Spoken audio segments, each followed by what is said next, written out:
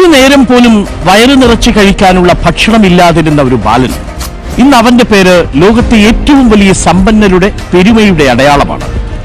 Rolls Royce. ഒരു നേരം പോലും ഭക്ഷണം തികച്ച് കഴിക്കാനില്ലാതിരുന്ന ഒരു ബാലൻ. അയാളുടെ പേര് ഇന്ന് സമ്പന്നതയുടെ അടയാളമായി മാറി. ആ കഥയാണ് ഞാൻ പറയുന്നത്. ഹെൻറി റോയ്സിന്റെ കഥ. 1863 ഇംഗ്ലണ്ടിലെ പീറ്റർബർഗിലായിരുന്നു റോയ്സ് ജനിച്ചത്. പരമദാരിദ്ര്യമായിരുന്നു. കുടുംബം മക്കളെ പഠിപ്പിക്കാനോ നല്ല ഭക്ഷണം കൊടുക്കാനോ സാധിക്കാതിരുന്ന റോയ്സിന്റെ അമ്മ അവനെ പല ജോലിക്ക് അയച്ചു. ന്യൂസ് പേപ്പർ വിറ്റും ടെലിഗ്രാം ബോയായി പണിയെടുത്തുമായിരുന്നു കഷ്ടപ്പാടും ദുരിതവും നിറഞ്ഞ ജീവിതം റോയ്സ് താണ്ടി. അപ്പോഴും സ്വപ്നം കാണാൻ റോയ്സ് ഭയപ്പെട്ടതേയില്ല. ഉറക്കത്തിലല്ല കേട്ടോ, ഉണർന്നിരിക്കുമ്പോൾ സ്വപ്നം കണ്ടു. അങ്ങനെ 14-ാമത്തെ വയസ്സിൽ ഗ്രേറ്റ് നോർത്തേൺ റെയിൽവേ വർക്സിൽ അപ്രന്റീസ്ഷിപ്പിനായി റോയ്സിന് അവസരം ലഭിച്ചു.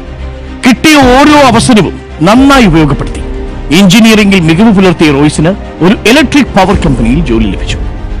ജോലിക്കപ്പുറം എഞ്ചിനീയറിംഗ് രംഗത്ത് പുതുമ കൊണ്ടുവരണമെന്ന ആഗ്രഹത്തിൽ സുഹൃത്തിനോടൊപ്പം ചേർന്ന് പുതിയൊരു കമ്പനി തുടങ്ങി. ഡോർബെല്ലുകളും ഡൈനാമോകളും ഒക്കെ നിർമ്മിക്കുന്ന ഒരു കമ്പനിയായിരുന്നു അത്. ബിസിനസ് ഭേദപ്പെട്ടു തുടങ്ങിയപ്പോൾ റോയ്സ് ഒരു സെക്കൻഡ് ഹാൻഡ് ഫ്രഞ്ച് ഡെക്കോവില്ല വാഹനം സ്വന്തമാക്കി. എന്നാൽ ആ വാഹനത്തിനുള്ള പോരായ്മകൾ റോയ്സിനെ അലോസരപ്പെടുത്തിക്കൊണ്ടേയിരുന്നു. എന്താ ഇങ്ങനെ വരാൻ പാടില്ലല്ലോ. ഡെക്കോവില്ല കൂടുതൽ മെച്ചപ്പെടുത്തി പുതിയ വാഹനം ഉണ്ടാക്കണമെന്ന് റോയ്സിന് ആഗ്രഹം തോന്നി. അങ്ങനെ പെട്രോൾ എഞ്ചിനിൽ പ്രവർത്തിക്കുന്ന പുതിയ വാഹനത്തിന് റോയ്സ് രൂപം നൽകിയ വാഹനത്തിന് 10 HP മോട്ടോർ കാർ എന്നാണ് റോയ്സ് ഇട്ട പേര്. ആ കാറിന്റെ വിശേഷങ്ങൾ കേട്ടറിഞ്ഞാണ് കാറുകളുടെ കാര്യത്തിൽ അതീവ താല്പര്യക്കാരനായിരുന്ന Charles Stewart lord Rolls Henry റോയ്സിനെ തേടിയെത്തുന്നത്. 1904 മെയ് 4-നാണ് ബ്രിട്ടനിലെ മാഞ്ചസ്റ്ററിൽ വെച്ച് ഇരുവരും ആദ്യമായി കണ്ടുമുട്ടുന്നത്.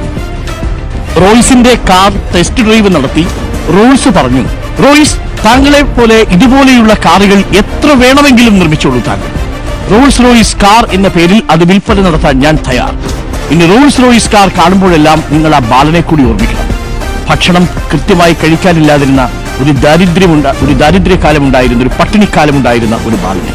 അത്രയും പ്രതികൂല സാഹചര്യത്തിലും സ്വപ്നം കാണാനും സ്വപ്ന സാഫല്യത്തിനായി കഠിനാധ്വാനം ചെയ്യാനും റോയ്സ് എന്ന ബാലൻ കാണിച്ച ധൈര്യമാണ് റോൾസ് റോയ്സ് എന്ന ആഡംബരത്തിന്റെ അവസാന വാക്കായി മാറുന്നത്. ഒന്നും വെറുതെ വരുന്നതല്ല. there is no free lunch in the world. ആർക്കും അങ്ങനെ സൗജന്യമായി കിട്ടില്ല നമ്മുടെ ഈ ലോകത്ത്. പണിയെടുത്തേ മതിയാവും. പക്ഷെ പണിയെടുക്കുന്നതിനോടൊപ്പം സ്വപ്നം കാണാനും കൂടെ സാധിച്ചാൽ നിങ്ങൾ റോൾസ് റോയ്സിനെ പോലെ സ്വപ്നങ്ങളുടെ രാജകുമാരനായി തീരും.